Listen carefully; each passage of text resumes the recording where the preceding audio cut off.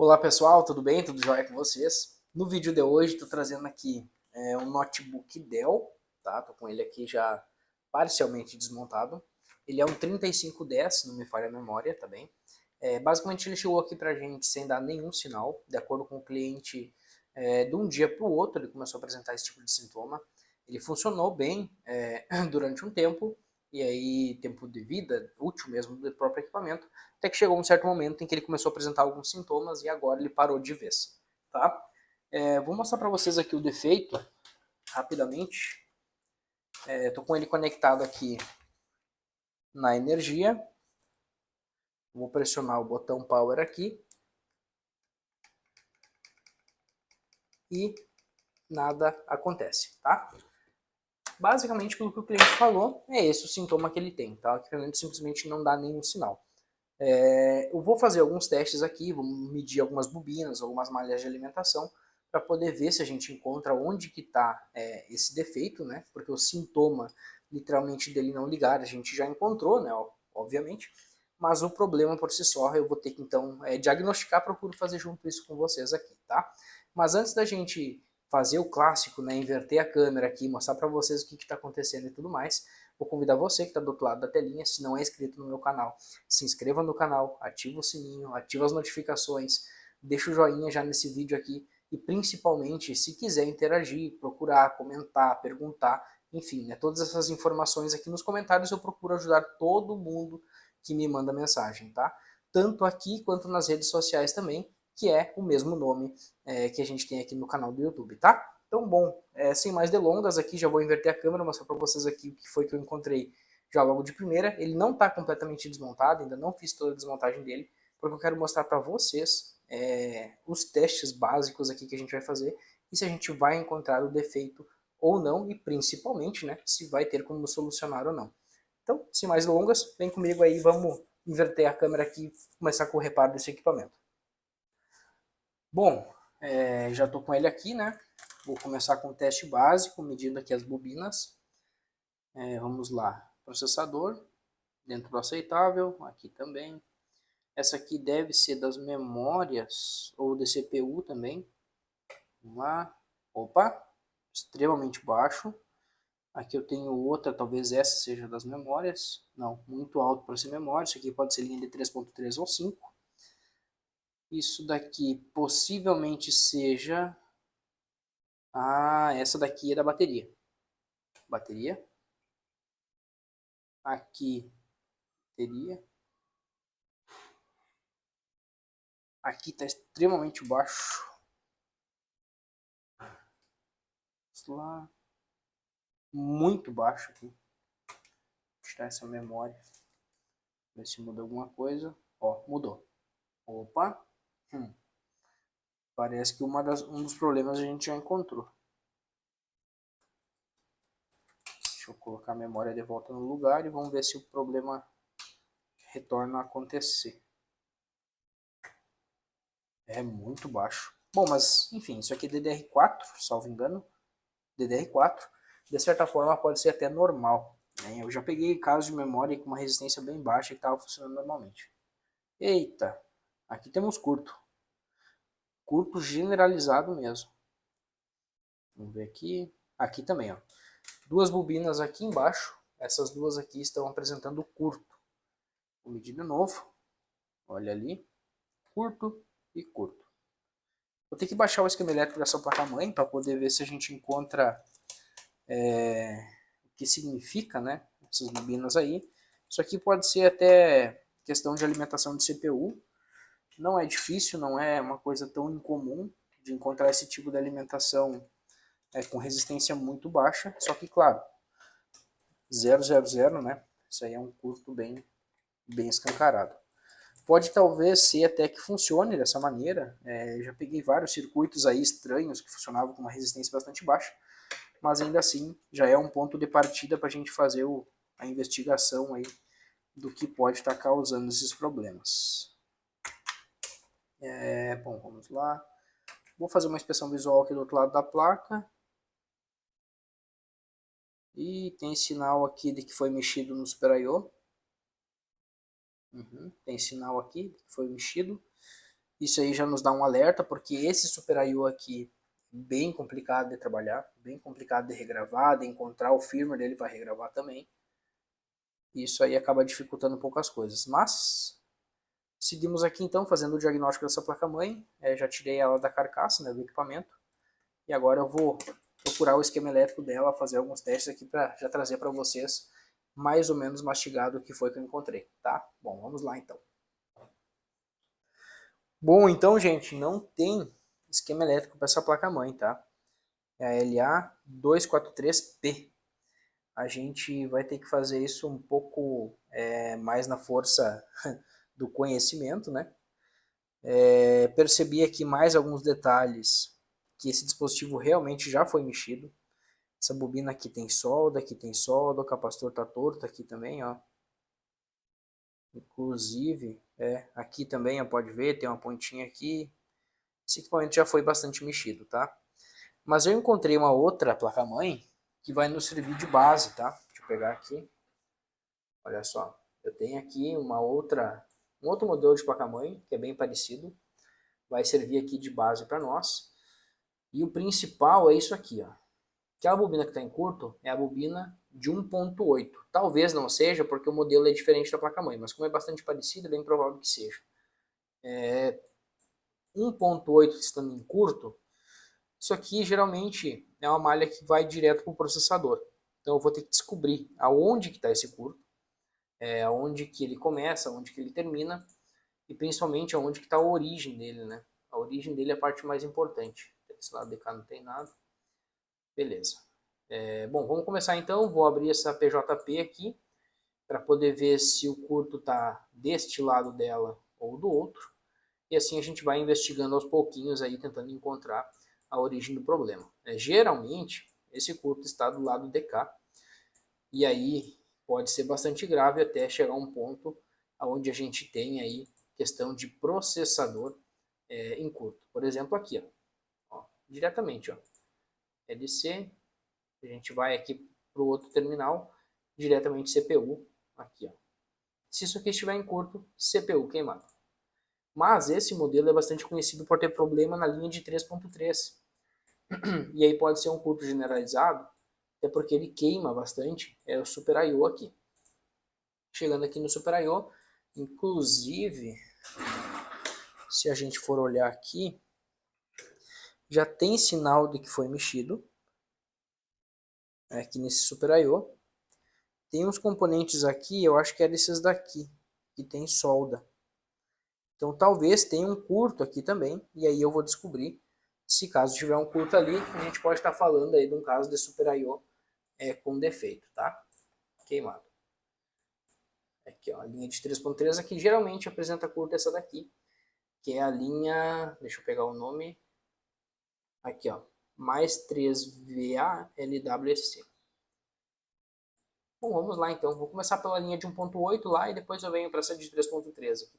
Primeiro, né, procurar aonde está o curto nessa de 1.8 aqui e depois aí eu sigo com o restante. Bom, então, gente, notícias tristes. Quem mexeu realmente, né, acabou terminando com qualquer chance de consertar a placa-mãe desse notebook. Ó, vou alimentar aqui, ó. Olha ali. Nosso Super I/O tá com defeito.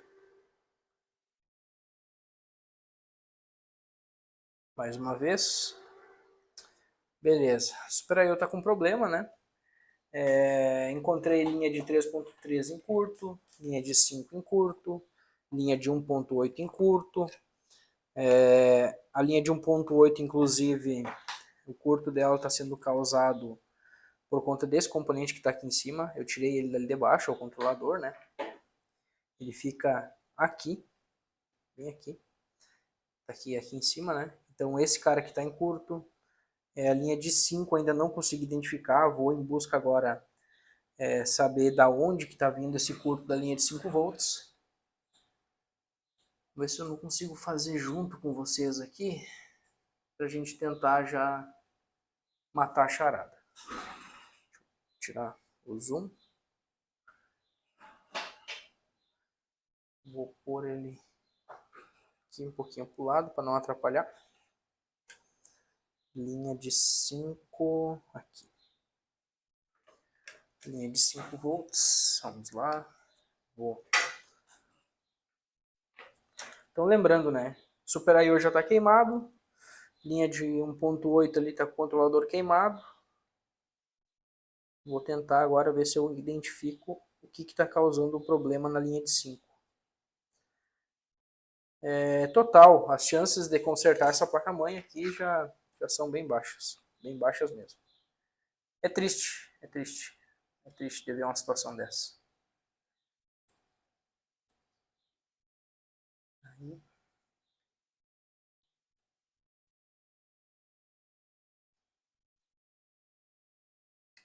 Uhum.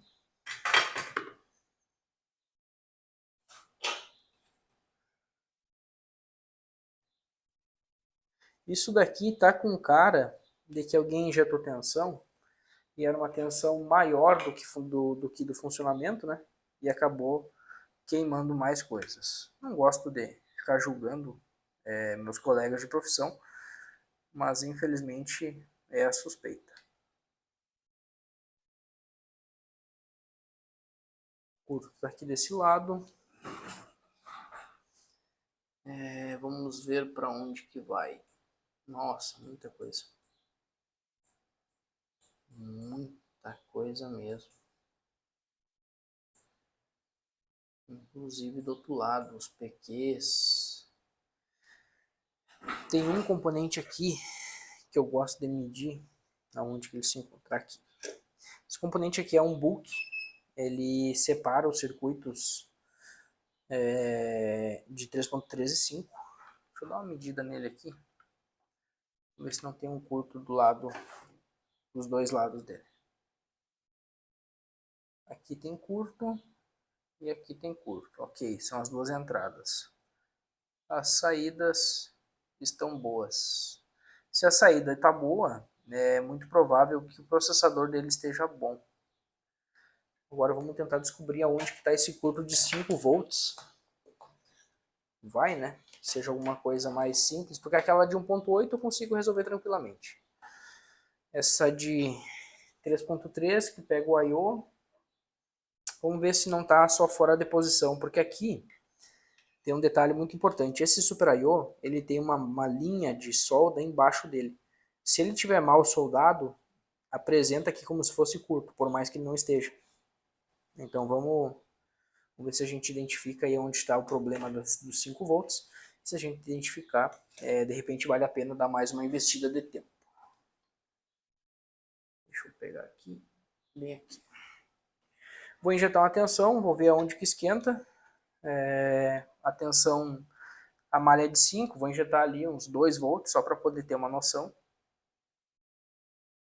Uhum. Tá bem baixo.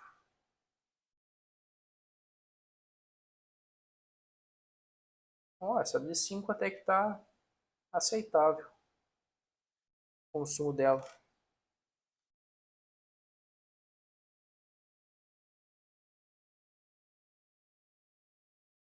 Tem alguma coisa esquentando aqui. Bem aqui nessa região. Vamos ver o que tem aqui perto que utiliza 5 volts. Tem uma PR e uma PU. Vamos ver se é aqui. Deixa eu botar aqui. Aqui eu tenho uma PR e uma PU.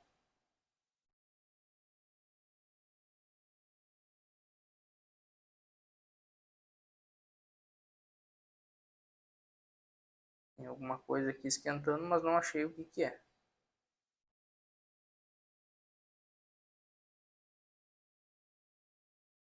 Ah, a PU. Aqui, uhum. Bem no meio da tela, esse CI aqui, ó. Esse CI maior aqui. Olha ali. Aqui tem uma dificuldade extra, porque tem bastante plástico ao redor. Vamos ver se ele vai mostrar ali o probleminha para nós.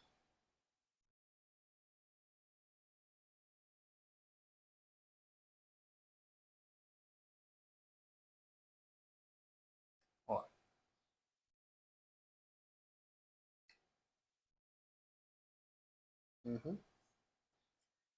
Esse aqui é um dos nossos vilões, então. Malha de 5 volts está com problema aqui nessa PU. Mais uma vez. Perceba que ela, ao esquentar, né, ela faz uma bolha no centro. Isso aí. Vamos ter que tirar ela e, a princípio, ver se resolve a malha dos 5 volts. Vou dar um corte no vídeo aqui para não ficar muito longo. Bem, então, né, questão da malha de 5 volts, o problema é realmente naquele CI. Tirei o CI aqui, abri o curto, tá? Vou até mostrar para vocês aqui, vou medir ele entre a entrada e saída dele. Entre GND e entrada, aliás. Olha ali, curto, certo? Então temos um curto no CI de 5, numa malha de 1.8 e a de 3.3, como era de se esperar, né? Defeito no Super I/O. Quero só mostrar aqui para vocês. Ele é um componente que vai assim, então vou inverter ele aqui, beleza. Ó, aqui nós temos a malha de 3.3 de alimentação do I/O. Olha lá, curtão. Completamente em curto. Vou medir aqui a linha de 3.3, né, que antes estava em curto. Abriu o curto, beleza. É o nosso Super I/O. Aqui tá, melhorou, aqui já, vamos ver se aqui resolveu também. Resolveu também. É o nosso Super I/O em curto, um CI de 5 volts. Esse CI aqui, vamos ver se ele é um componente crítico ou se ele é substituível. PU 2501.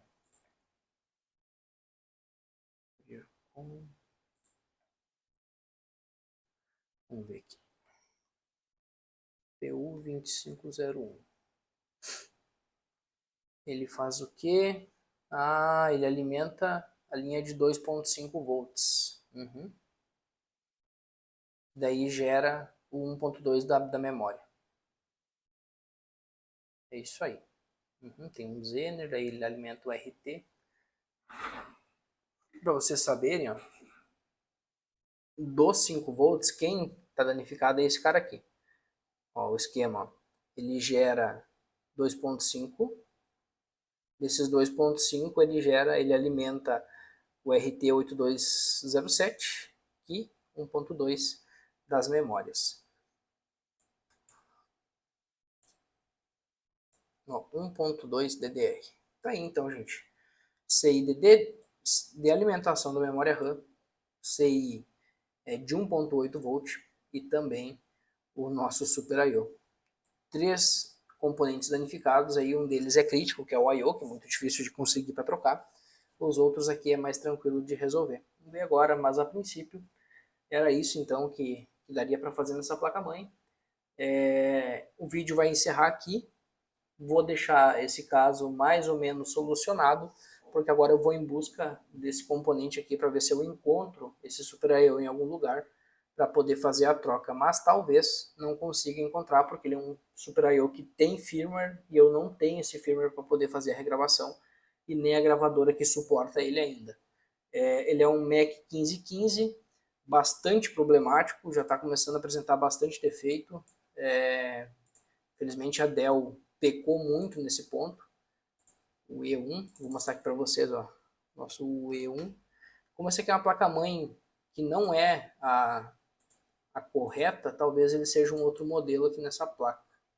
Aqui, ó, Mac 1515. Tá aí. Então eu realmente, vamos ver se a gente encontra agora esse componente aí para poder fazer a substituição, mas é bem provável aí que seja um caso, então, sem solução.